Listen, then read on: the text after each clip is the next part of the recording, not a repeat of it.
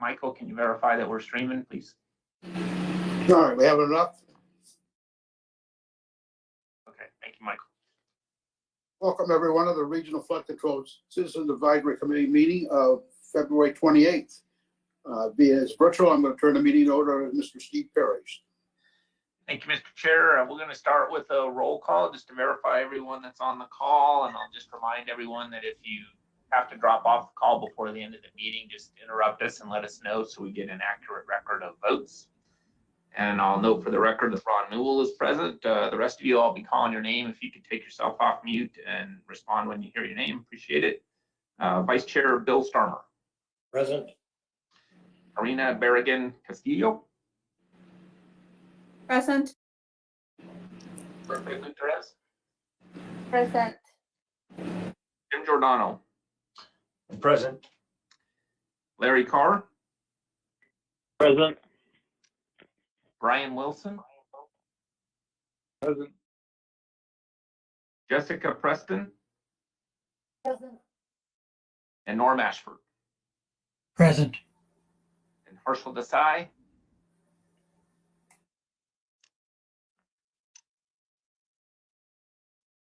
I show 9 members present. We do have a quorum. Go on to item number 1, which is comments by the general public. Is there anyone on the call that's wishing to address the committee on any item on the agenda this afternoon?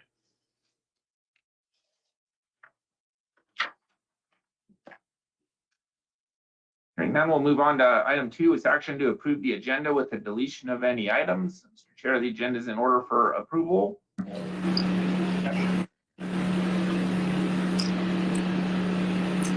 Motion.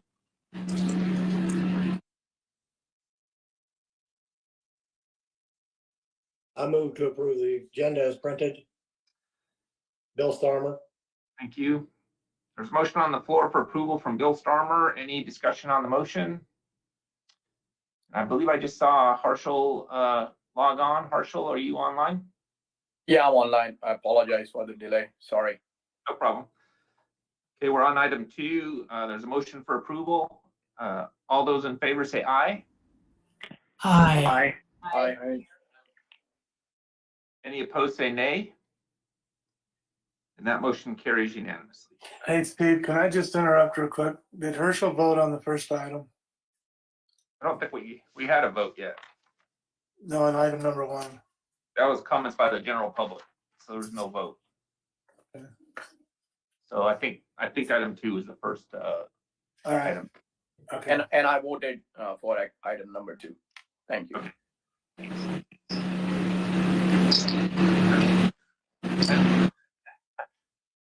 Item number 3 is action to approve the minutes of the January 31, 2022 meeting. Mr. Chair, the meeting minutes are in order for approval. Any discussion?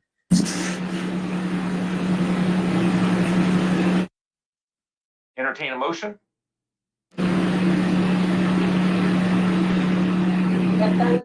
With Clark County, move to approve the minutes from the last meeting. Ron, I think we're getting a lot of feedback from you. Can you stay on mute until you vote?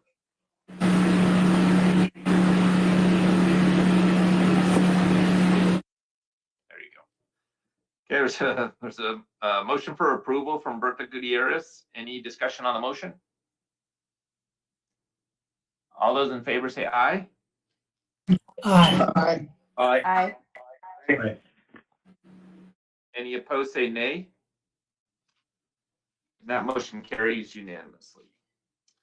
Item number 4 is action to accept the financial reports. Mr. Chair, the financial reports are in your backup. We did receive the sales tax numbers for December. Do we have a slide for that, Andrew? I think next slide.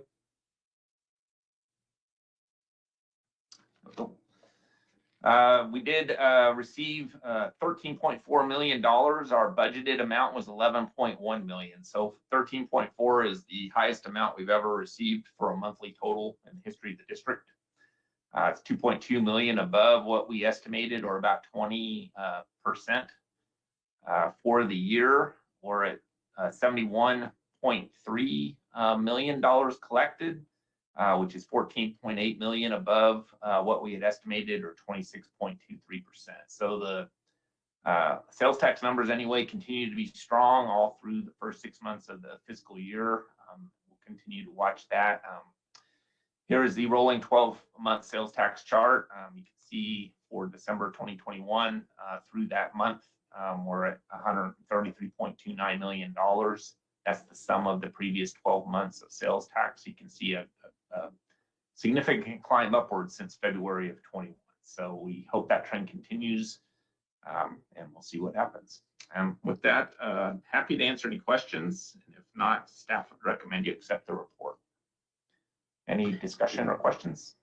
Hey, Steve, this is Jim Giordano. I was just curious, are other county departments, if you will, also experiencing higher than projected sales tax revenue? Well, sales tax is a percentage of total taxable sales. So depending on what their percentage is, they're seeing increases as well. It'd all be similar across the board. There's other taxes that, like, for example, the county collects ad valorem taxes, property taxes. I think those are increasing as well because property values are going up. I don't know if that will be reflected in this year's tax collections, but certainly in the coming year, it'll go up, I think. But yeah, I mean, we're really struggling to try to figure out what to assume our resources are next year, because we can't decide if this is just you know, an unusually high year, or if it's the new normal, or we're not really sure how to react to that. So we're kind of being a little bit cautious, but not too much going into next year to see if this trend continues. Yeah, makes sense. Makes sense. Okay, thank you. Any other questions? I know that I think it's been a few meetings that we have all been like, what's happening with this money, and is it keeping up with inflation? And are there plans to have somebody really come look and analyze, like, what's the real number? You know, having in mind, keeping in mind the inflation and the cost of construction, just for future, you know, for the future budget? Yes. So for the budget, we don't really have time to do that. We have to have our budget done next month. So we don't have time to hire a financial services professional to take a look at that. But we do look at, during the tenure process, which is going to be in June, we do, it's usually just internal staff, but we look at construction cost, inflation, and things like that, and factor that into our tenure construction program. So we'll try to increase what we anticipate future projects will cost based on the inflation that we're seeing. But we can't really do that for resources at this point in time, just because we don't really have time to do that. We've been kind of watching the sales tax, wondering, you know, each month what's going to happen. And so we waited until this December sales tax number showed up, and you know, they were really high again. So we're estimating for our future revenues that the remainder of this fiscal year will be up around 20% each month, which is lower than what we've seen the first 6 months of the year, but not by much. And then we're increasing it going into the next fiscal year about 3%.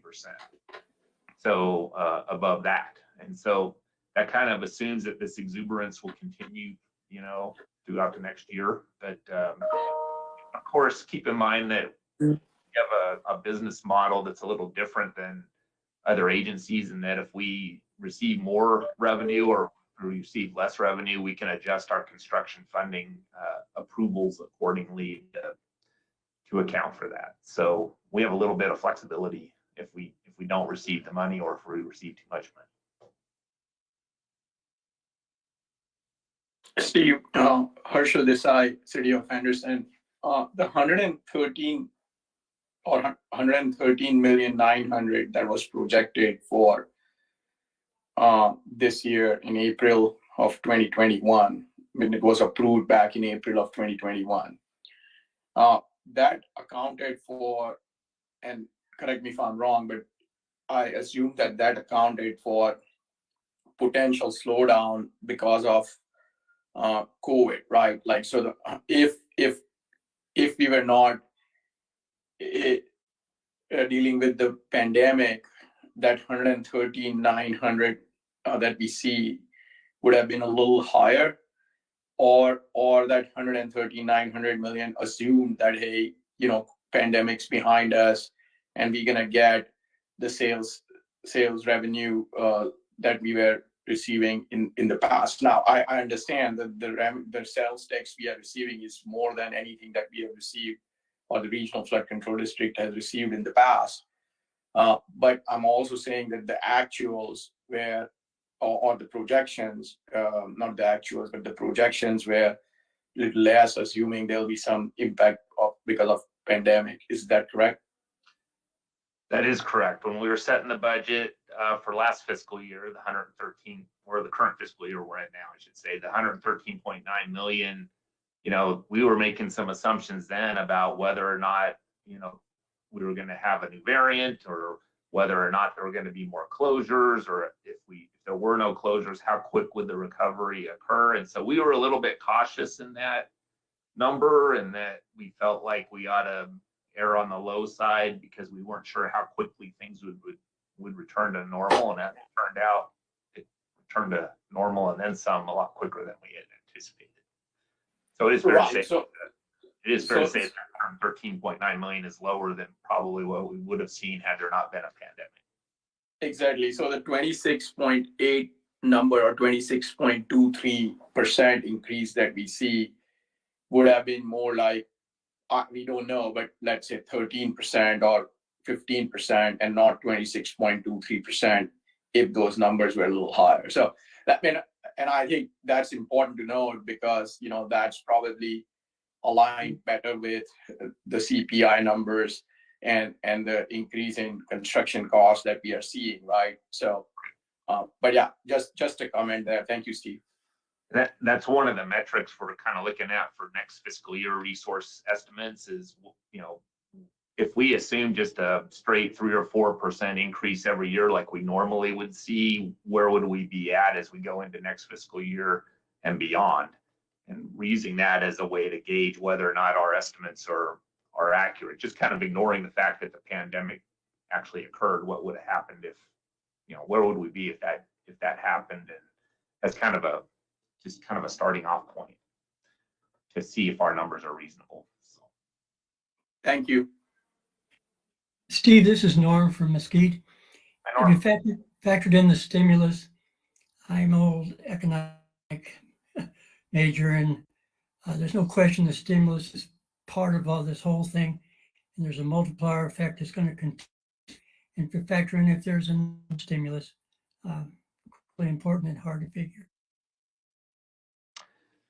Yeah, I didn't catch a lot of that, but I think you're asking about the stimulus and its impact on the numbers. You're right. The stimulus certainly helped through the pandemic, and the rental assistance and keeping people in their homes and that kind of thing, lowering the number of foreclosures, and that kept the hole from getting too deep, I think, if nothing else. Steve, I was on the Strip, and I can't believe how many families are in the hotels.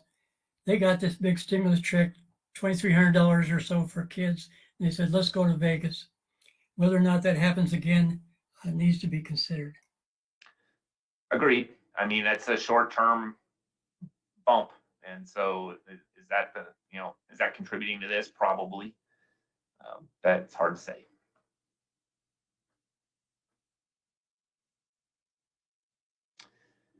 Any other questions? Entertain a motion. Ron Noel, approve.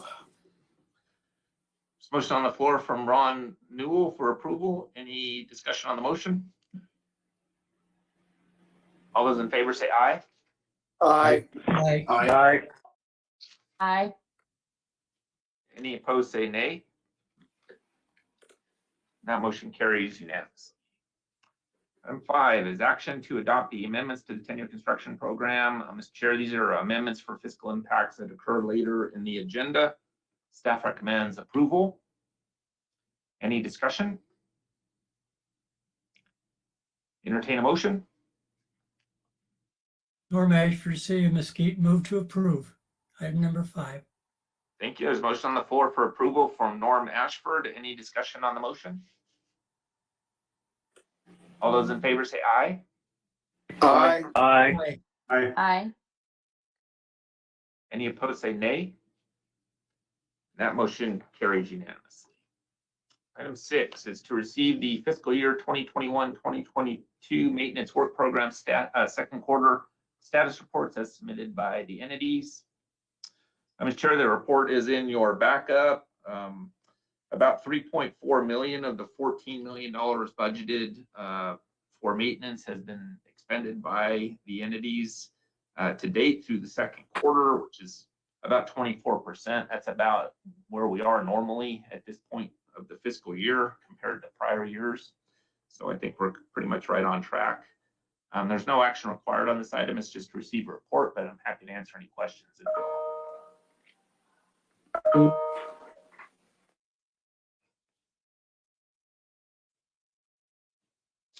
Okay, hearing none, we'll move on to item 7, which is action to approve the First Amendment to the Professional Services Agreement with Water and Earth Technologies, Inc. to increase funding and extend the completion date for the Flood Threat Recognition System Preventative Maintenance Work. Mr. Chair, we entered into an agreement with Water and Earth Technologies last year to help us with maintenance of our gauge network throughout Clark County. We have about 213, I think, weather stations and rain gauges throughout Clark County that need to be maintained.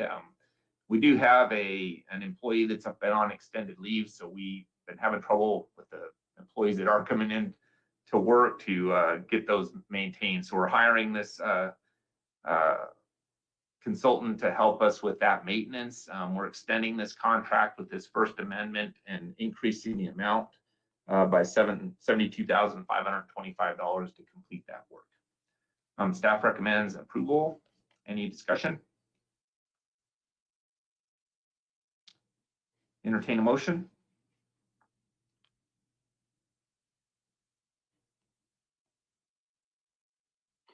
Ron Noel, approve item number 7. To approve item number 7. I think Ron Newell won, so we have a motion for approval from Ron Newell. Any discussion on the motion? All those in favor say aye. Aye. Aye. Aye. Any opposed say nay. That motion carries unanimously. Item 8. Item 8 is action to authorize the general manager, chief engineer to issue a request for proposals from interested and qualified engineering and/or environmental consultant firms. Select a consultant and negotiate a professional service contract to provide consulting and laboratory services for compliance with the Valley-wide National Pollutant Discharge Elimination System permit. So over the last several years, we've been hiring an outside consultant to help us ensure that we meet our requirements of the Clean Water Act and stay in compliance with our National Pollutant Discharge Elimination System permit. They do water quality testing for us and among other things. So this is a request for proposal to potentially hire the same firm again or a new firm, depending on how the RFP goes. Staff recommends approval. Any discussion? Entertain a motion. Jim Giordano, the City of Henderson. I'll make a motion to approve item number 8. There's a motion on the floor for approval from Jim Giordano. Any discussion on the motion? All those in favor say aye. Aye. Aye. Any opposed say nay. And that motion carries unanimously. Item 9 is receive a report on the award for construction for Wagon Trail Channel, Sunset Road to Teco Avenue, Clark County. Mr. Chair, on October 21st, 2021, 10 bids were received on this project. The recommended best bid was to Tand Inc. in the amount of $2,371,530, which is 13.83% above the engineer's estimate that was presented to the board. There's no action required on this item. It's just to receive a report, but I'm happy to answer any questions if there are any.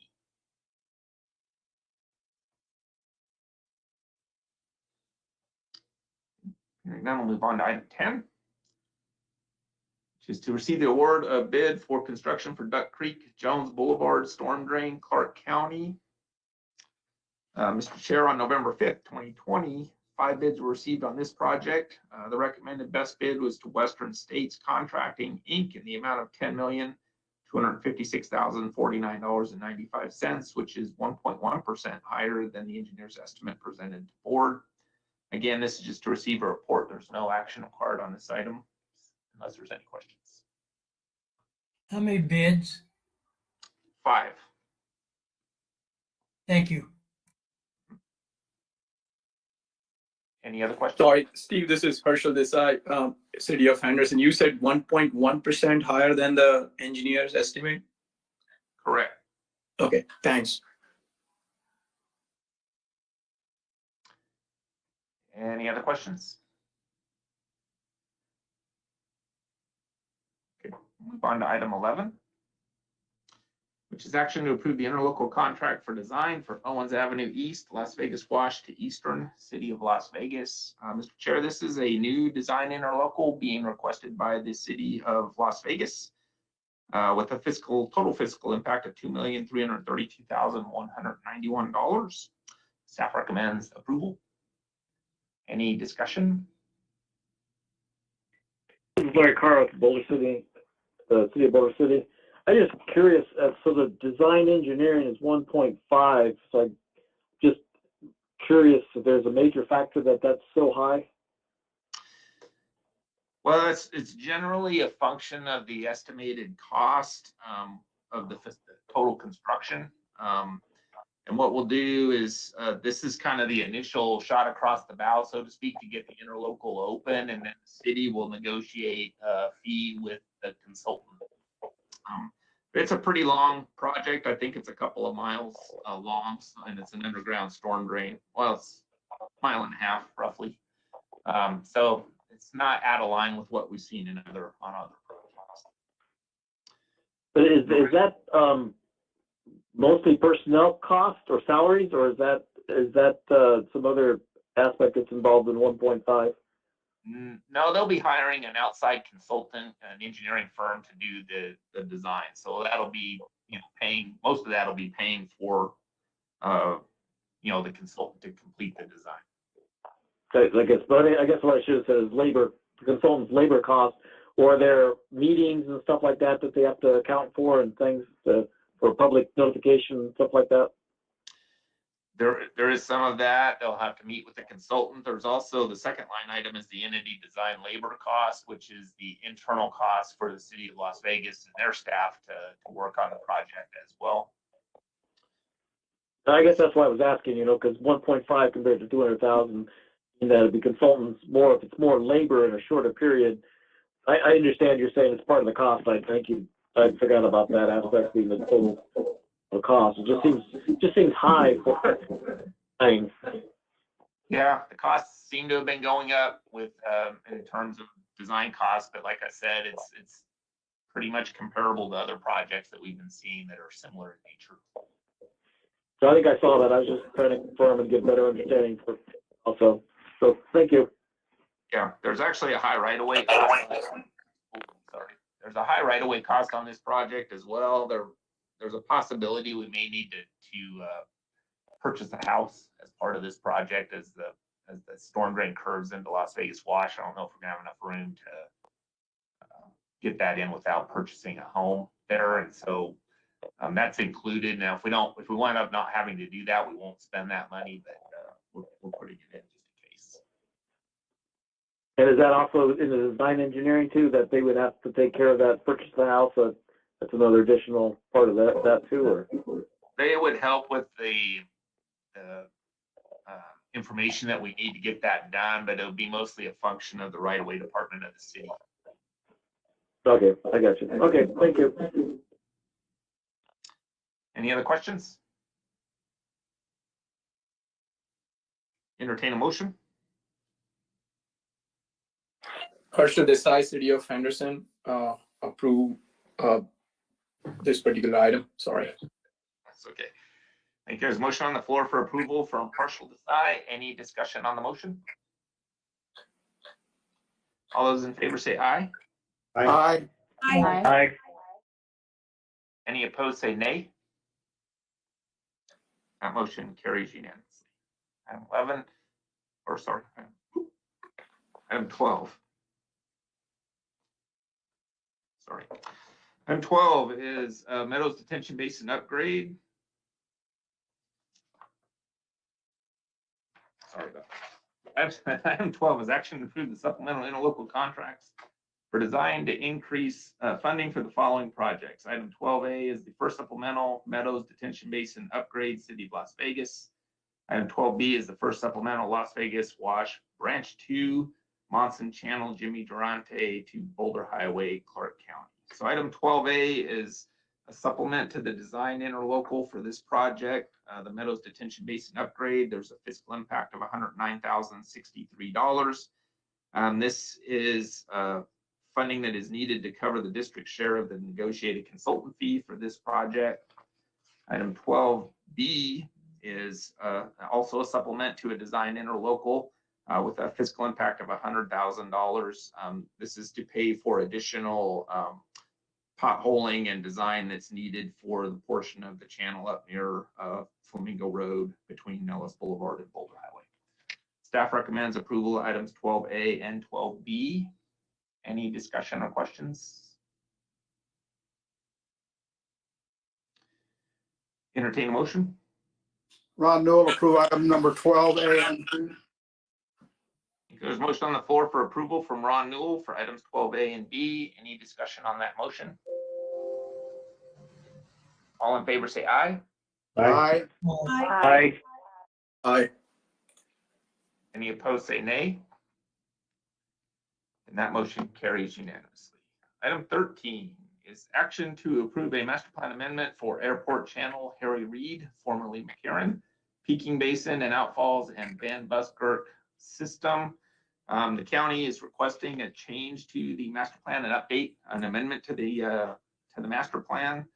We do have Skylar Christensen on the call to present this update, or I'm calling it an update. It's an amendment to the master plan. So Skylar, when you're ready, if you can take yourself off mute and you can begin your presentation.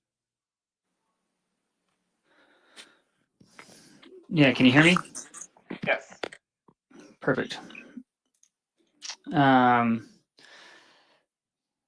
Alrighty. So good afternoon. I'm Skylar Christensen with Atkins. This master plan amendment was initiated due to a few projects that are in that Clark County Public Works is commissioning that are all in the same vicinity. I apologize for that. Atkins collaborated with Jacobs on this MPA. You can go to the next slide, please. These projects are located just north of the Harry Reid Airport, near the intersection of Tropicana and Paradise. Next slide, please. On the left, we have the map showing the 2018 MPU facilities. Those shown in blue are those that are existing. The facilities shown in blue are those that are existing, and those that are shown in red are those that were proposed in the 2018 MPU. On the right, we have a similar map, but showing the 2022 MPA facilities. Those shown in yellow are those that have been updated. As you can see on the far west of that map on the left side, we have a Peaking Basin near the airport and an outfall. In the middle, in the center, there's a small detention basin with an outfall, and then an updated size on the facility that runs in Tropicana. And then on the far right-hand side, in Eastern Avenue, the storm drain that's in that area has the sizes have been updated. You can go to the next slide, please. So to start with the Peaking Basin and outfalls at Harry Reid Airport, or just near Harry Reid Airport, this was done to accommodate the Tropicana University grade separation project, as well as the extension of Tompkins Avenue. The footprint of the Peaking Basin has been modified to accommodate those projects.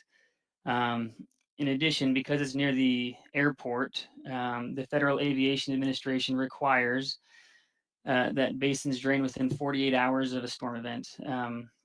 To meet that requirement, the additional outfall was added to the northeast side there. that outfall runs from the northeast portion of the Peaking Basin across to University Center Drive and eventually makes its way to the wash. Next slide, please. For the Van Buskirk system, due to the improvements that are being made in Tropicana with the grade separation project that's being designed, Tropicana wouldn't have the room that would be required to accommodate some of the larger storm drain facilities that were planned for in the 2018 MPU. To make sure that the peak flows were smaller, so that smaller storm drains could be utilized, a peaking basin was added upstream, or excuse me, a detention basin was added upstream along with an outfall. And as you can see, the sizes there in that table, instead of having a 10x5 RCB in Tropicana, we're able to use just a 5x6, and that should be able to handle the peak flows during a flood event. Next slide, please. Just downstream of those improvements in Tropicana, along Eastern Avenue, that storm drain flows into there, and those facilities can also be downsized due to the detention basin. You can see as well on that table, instead of having a 10x6 and a 14x6 in the 2018 MPU as was proposed there, we're able to use an 8x5 RCB and a 12x5 RCB because of the detention basin. Next slide, please.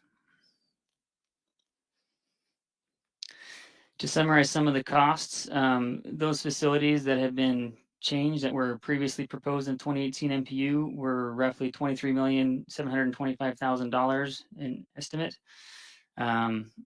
Due to elimination of some of those and the reduction in size of them, in the 2022 MPA, they would be estimated at $18,626,000. With the addition of the outfalls and the detention basin, that would add another $8,138,000 for a total increase of $3,039,000. Next slide, please. We feel that this MPA accomplishes the aim to allow both for future development that will serve and benefit the community, and it also addresses the needs of some of the drainage concerns that are in this part of the county. Next slide, please. With that, are there any questions? Any questions for Skylar?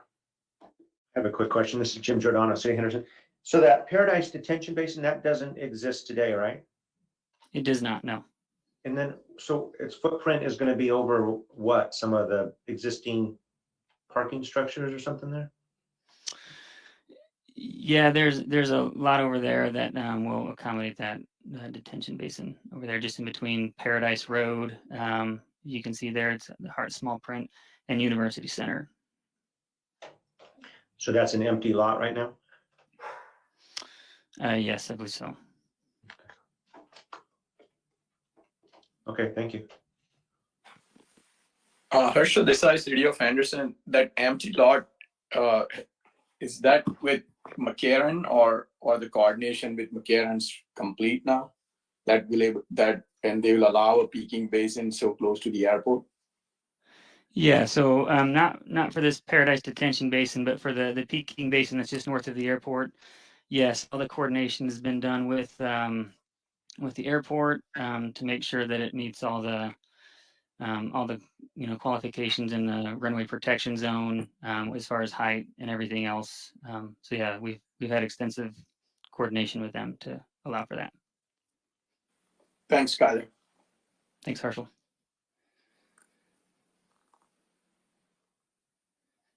Any other questions?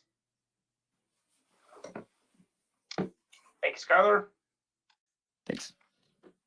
With that, staff would recommend that you follow the recommendation as listed in the staff recommendation in the backup. And I'll entertain a motion.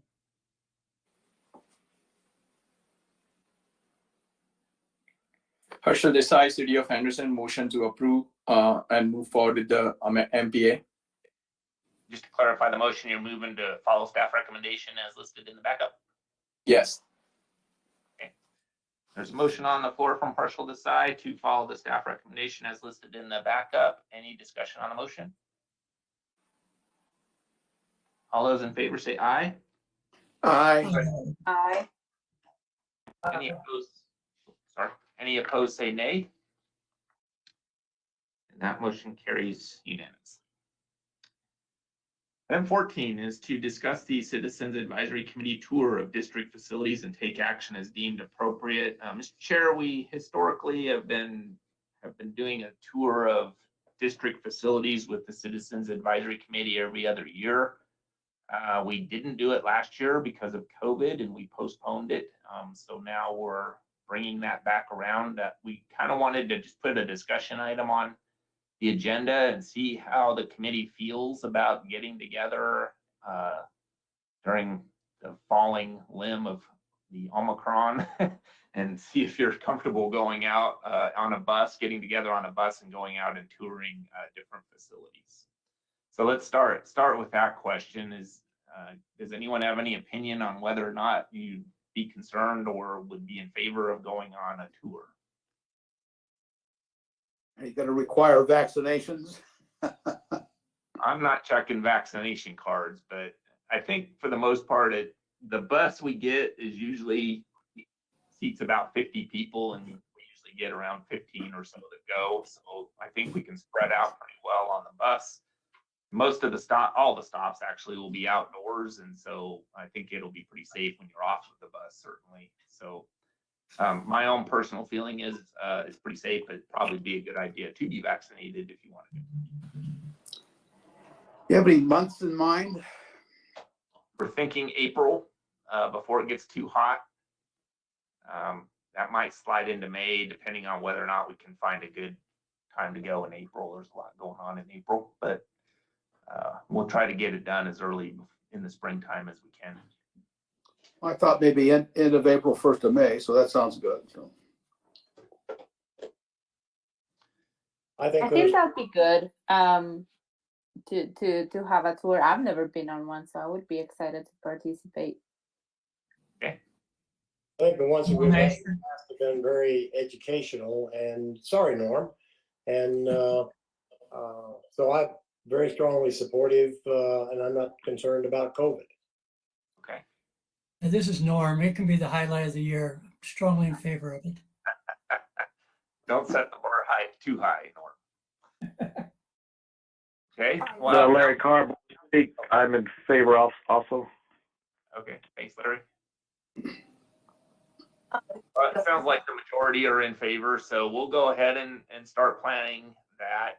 So now the next question is on what day of the week would you prefer to have it? And I'll say this, that we normally had them on either a Friday or a Saturday. Some people wanted it on Saturday because they work on Friday and they didn't want to take the day off to go on the tour, so they'd rather have it on Saturday. But the problem with that is that sometimes we'll go to an active construction site and we can work with the contractor to maybe have someone from the contractor come talk about the project or whatever, and you can actually see equipment moving, but you can't really do that if it's on a Saturday.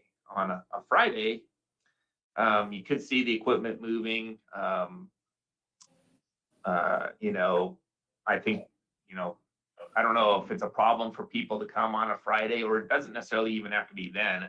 Technically the district's closed on Friday and we're closed on Saturday. And so if we did it on like a Thursday, that's also okay. I see your message, Jessica. Thank you. And so another option would be some other day of the week, but I'll kind of throw it out there and see if there's a preference on a day. Well, I'm looking at my calendar, Steve, and April 22nd is Earth Day, so that might be appropriate. That's a Friday. Well, that might be tough for us because Michelle French, who's on the call, is our public information manager, and we usually do a booth on Earth Day, which means she'd be tied up with that and she needs to be wholly involved in the tour. Well, then the 29th. Okay. Is that what day of the week is that? That's a Friday. Okay. I know in the past you always like Fridays because the staff gets to go when they don't have to work. Yeah, I'm concerned about staff having to attend and not getting paid, so I'll have to try to figure out a way to. I think I was gonna say that like it's work, but it's free work. How about Thursday? I would be open to going on a Thursday. I can accommodate my schedule.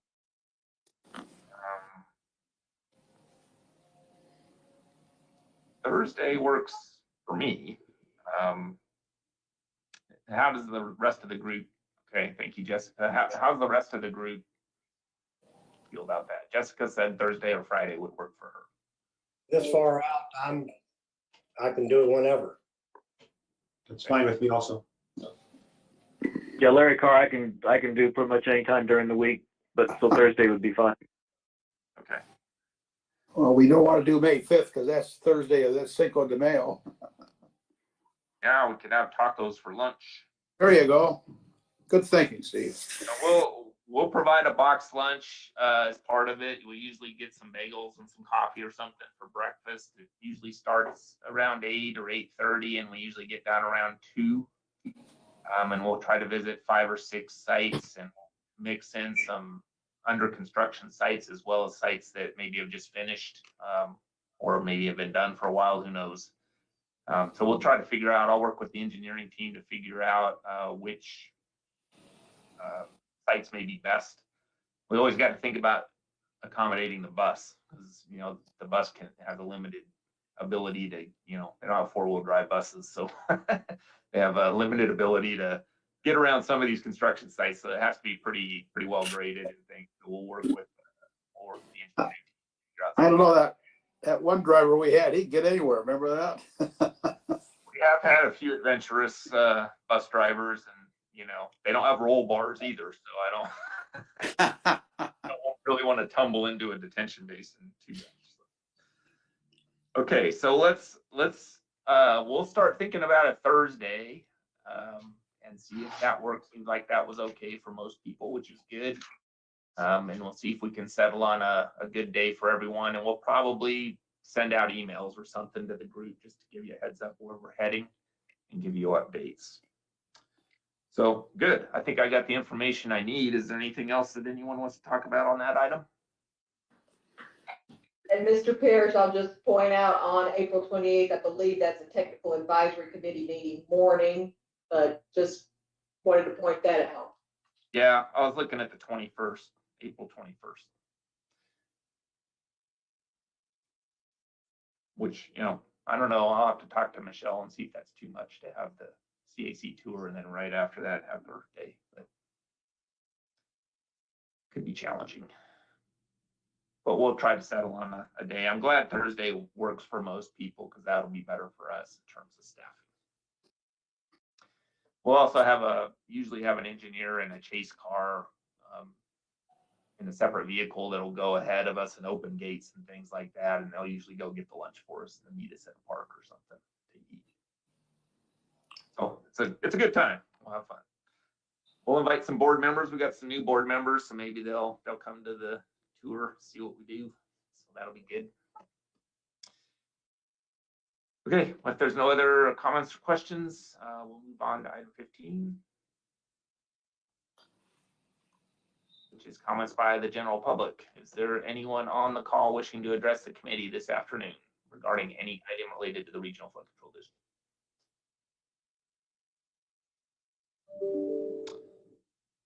Okay, hearing none, I'll turn it back to Mr. Newell to close out the meeting. Thank you, Steve. I want to welcome everybody, or not welcome, but I want to thank everybody for showing up. During the meeting at 2:45 p.m. and we'll see you next month. And we have a better firm date for the tour. So we vote on that. Thank you. Thank you. Thank you. Have a good week. Thank you all. Thank you all. Thanks, everyone. Thank you.